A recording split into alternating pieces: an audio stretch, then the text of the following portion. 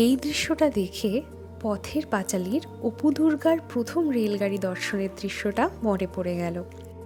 কদিনের ছুটিতে আমরা চলেছি ঋষিকেশ হরিদ্বারের পথে। হাওড়া থেকে 8:30টার দুন এক্সপ্রেস ধরেছিলাম আমরা। স্ক্রিনে কাশীর নবঘাট দেখা যাচ্ছে। 2018 সালে এর ভিত্তি স্থাপন করা হয়েছিল।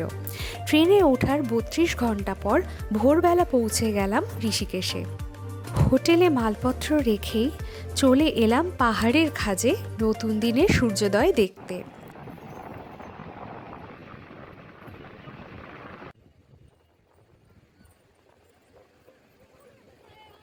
ভোরে সূর্যোদয় প্রাণ ভরে উপভোগ করে গঙ্গা স্নান সেরে সারাদিনের জন্য একটি স্কুটি ভাড়া নিয়ে পৌঁছে গেলাম ব্রেকফাস্ট করতে রাজস্থানী মিষ্টান্ন ভাণ্ডারে। এখানে বলে রাখা ভালো, হরিদ্বার ও ঋষিকেশে কিন্তু শুধুমাত্র ভেজ খাবার পাওয়া যায়। ব্রেকফাস্ট সেরে বেরিয়ে পড়লাম ঋষিকেশকে এক্সপ্লোর করতে। বিভিন্ন ঘাট, অলিগলি, রামঝুলা দেখে আশেপাশের মেডিটেশন সেন্টারগুলোও দেখে এলাম। ভারতের যোগ নগরী হলো ঋষিকেশ, তাই এখানে কিন্তু প্রতি গলিতেই অসংখ্য মেডিটেশন সেন্টার আছে।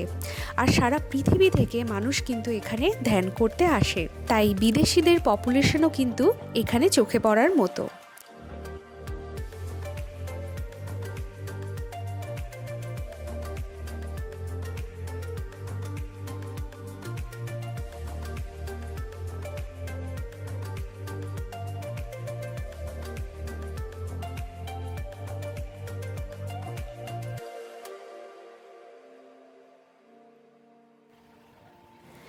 এরপর আবার জানকী ঝুলা পেরিয়ে পৌঁছে গেলাম 84 কুটিয়া বা বিঠল বাবার আশ্রমে। টিকিট কেটে ঢুকে পড়লাম 84 কুটিয়ার চত্বরে। টিকিট মাথা পিছু 200 টাকা, তবে আমার ছেলের কোনো টিকিট লাগেনি। হ্যাঁ, এগুলোই এক একটা কুটির। বিভিন্ন দেশ থেকে মানুষেরা এসে যাতে ধ্যান শিখতে পারে ও প্র্যাকটিস করতে পারে, তার জন্যই 84 কুটিয়া কুটির বানানো হয়েছিল। গঙ্গা নদী থেকে সংগ্রহ করা পাথর দিয়ে কুটিরগুলো সাজানো হয়েছে, যদিও মূল ভিত্তি সিমেন্টেরই।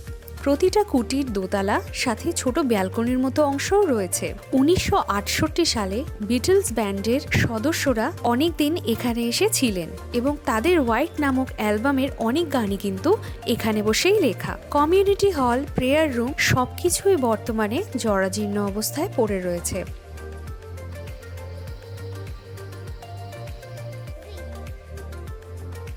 বর্তমানে এটি রাজাজি টাইগার রিজার্ভের আন্ডারে রয়েছে।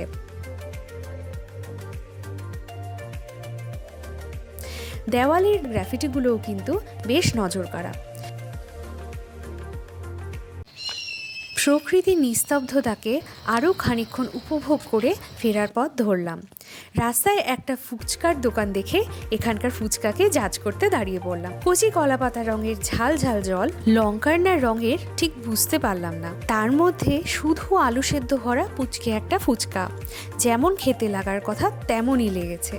না, তাই বলে দাম কিন্তু কম নয়। 20 টাকায় মাত্র 4টে ফুচকা দিয়েছে এরা। তারপর আমরা চললাম মিনি গোয়া দর্শন করতে। হ্যাঁ, এই জায়গাটাকেই কিন্তু মিনি গোয়া বলা হয়। কেন বলা হয় জিজ্ঞেস করবেন না, হয়তো ওই সাদা রঙের বালির জন্যও হতে পারে। এরপর এই নীলকণ্ঠ ব্রিজ পেরিয়ে আমরা চললাম নীলকণ্ঠ মন্দির দেখতে। ঋষিকেশ থেকে 21 কিলোমিটার দূরত্বে এই মন্দিরটি অবস্থিত।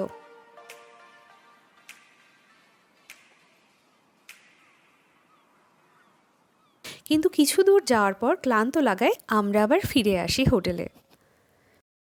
বিকেলবেলা ঋষিকেশের ত্রিবেণী ঘাটে পৌঁছে গেলাম গঙ্গারতি দেখতে।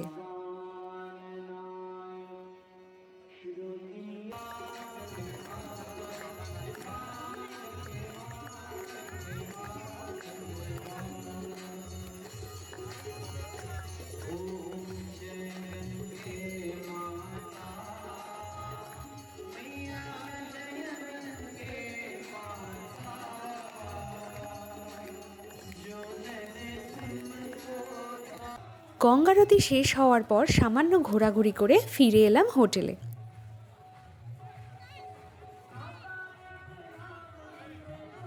আজকের মতো ঘোরাঘুরি আমাদের এখানেই শেষ হলো। আজকে আমাদের ঋষিকেশ থেকে বিদায় নেওয়ার পালা। তাই সকাল সকাল চলে এলাম গঙ্গা ঘাটে। সত্যি বলতে ঋষিকেশের গঙ্গা ঘাট এতটাই মনোরম যে শুধুমাত্র ঘাটে বসে বসেই কিন্তু সারাদিন কাটিয়ে দেওয়া যায়। এখানের পরিবেশ, চারিদিকে তৎপর প্রহরীর মতো দাঁড়িয়ে থাকা পাহাড়ের চূড়ো সব কিছু মনকে শান্তি দেয়। ঠিক এই জন্যই বোধহয় দেশ বিদেশ থেকে মানুষ ঋষিকেশ আসে শান্তির খোঁজে। আর সেই জন্যই বোধহয় এই পুণ্যভূমির নাম যোগনগরী ঋষিকেশ। নতুন বন্ধুদের বিদায় জানিয়ে এবার বেরিয়ে পড়লাম হরিদ্বারের উদ্দেশ্যে। প্রায় 16 বছর পর আমি হরিদ্বার এলাম। অনেক কিছুই বদলে গেছে এখানে।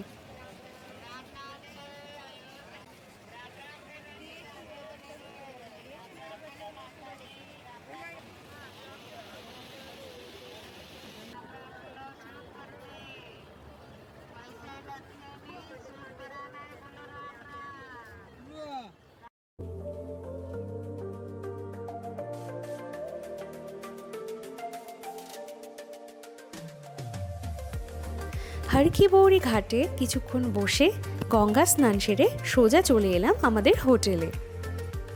বিকেলবেলা বেরিয়ে পড়লাম কঙ্খলের উদ্দেশ্যে। হরকি পৌরি থেকে কঙ্খল পৌঁছতে লেগেছিল 20 মিনিট মতো। ঠিক এই স্থানেই কিন্তু দক্ষ রাজা মা সতীকে মহাদেবের নামে কটূক্তি করে অপমান করেছিলেন এবং মা সতী রাগে দুঃখে যজ্ঞকুণ্ডের আগুনে দেহত্যাগ করেছিলেন।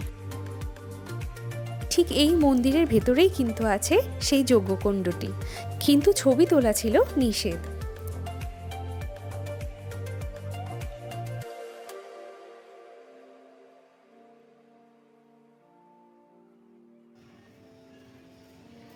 এটা কঙ্খলের গঙ্গা ঘাট।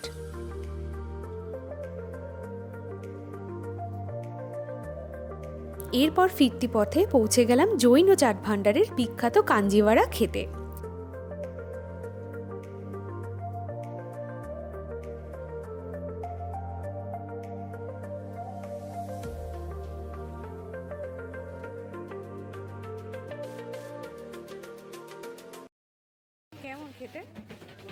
খেতে যেমনই লাগুক, জিনিসটা কিন্তু স্বাস্থ্যের পক্ষে খুবই উপকারী। এবং এখানের পাপড়ি চাটটাও কিন্তু বেশ ভালোই ছিল।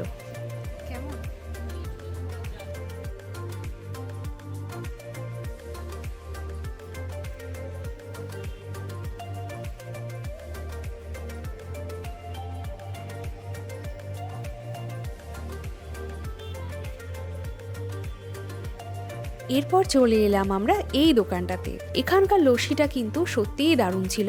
বহুদিন পর্যন্ত এই স্বাদ কিন্তু আমার মুখে লেগে থাকবে। দোকানটার নাম তো মনে নেই, তবে হরকি পৌরি ঘাটে ঢোকার মেন গেটের পাশে এই দোকানটি ঠিক অপোজিটেই এটি অবস্থিত।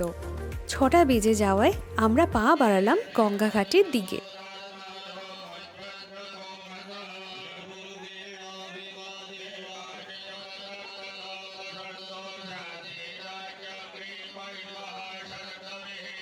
এত মানুষের সমাগমে পরিবেশ সত্যিই অন্যরকম হয়ে উঠেছিল।